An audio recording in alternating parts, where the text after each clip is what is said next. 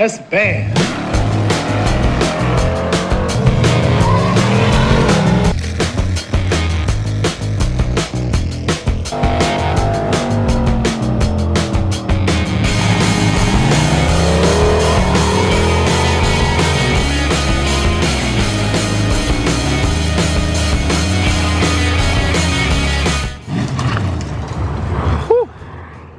All right, we are at day one of the budget streetcar build. This is my dad's 95 Mustang that we are trying to throw together basically as cheaply as we can and as fun as we can. So the engine we're going with is a Turbo 5.3, nothing special there. I'm sure a lot of you guys just turned the video off.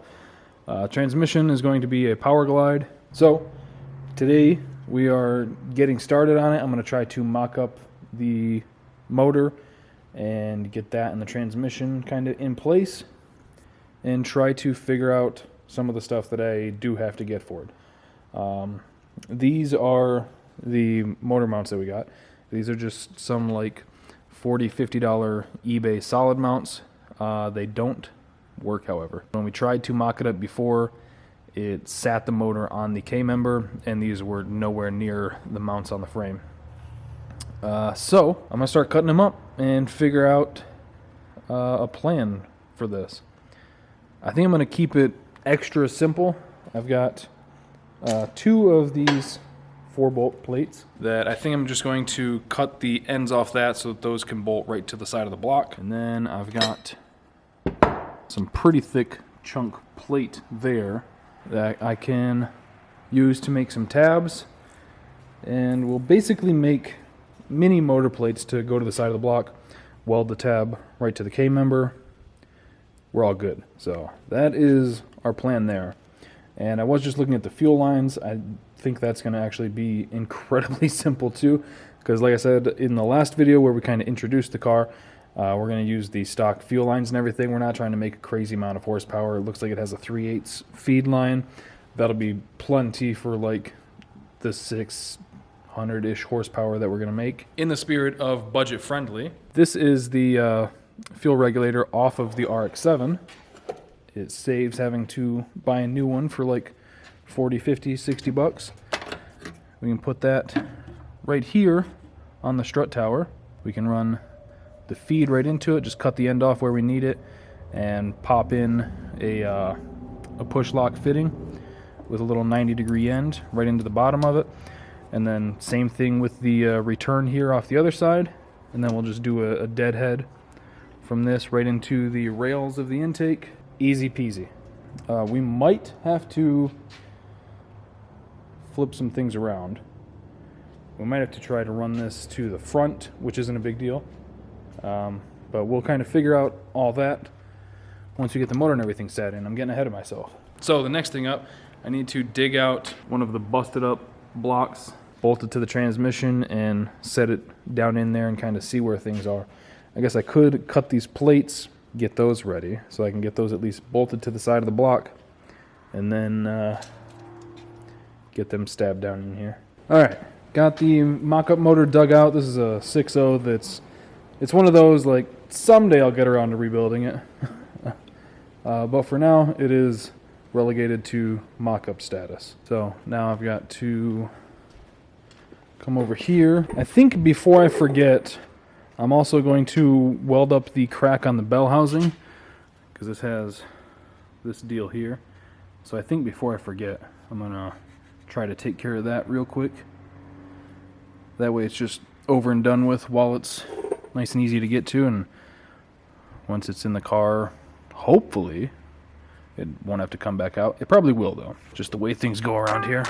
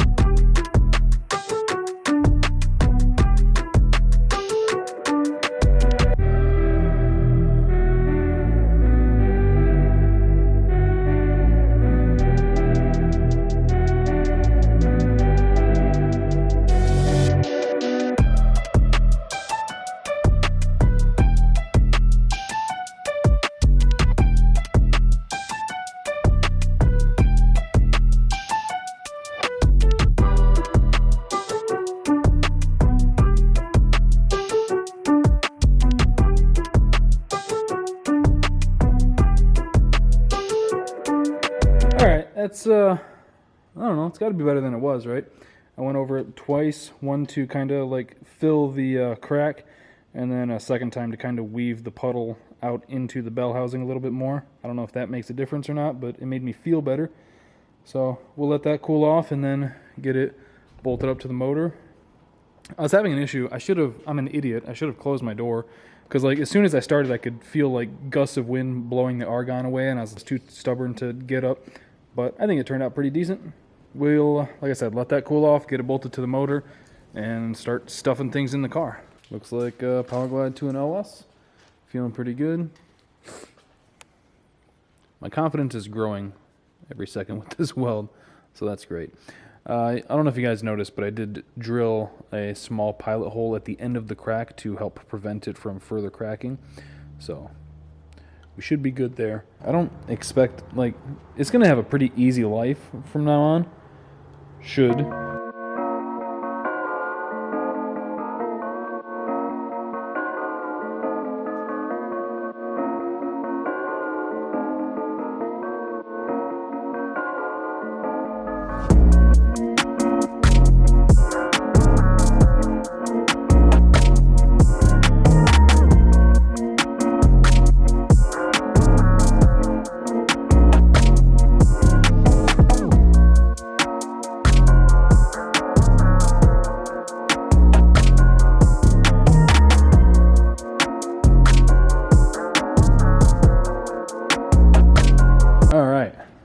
This is about where this thing's going to live. I haven't taken any measurements yet. I need to double check the dimensions on the pan that I ordered. This might have to come up like a ½ inch or something, but this is approximately the right distance from the firewall. Should be approximately the right height. I don't know if the side to side is correct. I haven't put an angle finder on it at all yet. I wanted to just kind of set it in here and get a feel for things. Now that it stopped rocking, we're about 3 right now. Got this board. No splinters, no splinters. Okay, cool. Yeah, so we're definitely going to be through the hood with that intake, which is not at all the end of the world, because I'm not going to buy another intake right now. Just kind of taking note. I would rather buy a bubble hood or a cowl hood than another intake. And honestly, with the prices of even used like LS1 intakes, it'd probably be cheaper to buy a new hood. Alright, so I'm going to take a bunch of measurements and test fit some manifolds in there, make sure that everything's feeling good, and then I will start working on some motor mounts. And then once we get the motor sat in place, we can lift it up and get the transmission mounted. Although I don't really want to hard mount the transmission. I don't really want to hard mount the motor either. Alright, I'm going to do some measuring and then we'll get to work on the mounts. Alright, it is about, I think, 2 days later, and there's been some changes in what's going on with the Mustang. Just a little bit. So I got the engine set in here, got it somewhat situated pretty good. I was going to start making the motor mounts and the transmission mount, and then I found a deal. I was looking through Marketplace last night, and I was like, you know what? Let's just see if there's any good deals on K members, just in case, you know. And there was this guy selling one for $900 for everything. The K member, the arms, and the struts. And I was like, that's really not too bad of a deal. So I sent him a message, and we were talking back and forth a little bit, and we ended up settling on $600 and a tubular G-body core support that I had. So I just got back from about an hour drive to go and pick them up. This is a UPR chromoly core support. It's relatively light, I'd say. A lot lighter than a mild steel one would be. This is actually the same whole front suspension that I had in that white Cobra. Like I said, $600 and some parts that were just laying around that I'd probably never use. I was holding on to that core support in case I ever got another G-body. I would love to have a Cutlass again someday, like a 83, 84, around that body style. But I'm not currently planning on buying any more cars. So I was like, I'll off this core support, get all this for basically $600. And we've got, he showed me the receipts from when he bought it. It was about $1,200. We got it 50% off. So basically I've got to pull everything back out of this, get the car lifted up, and pull the entire front end out of it, which luckily is pretty easy on these cars. But for the sake of the video, I think we'll do that all in its own video, and we'll probably wrap things up here. We should be done putting the other motor together for it today.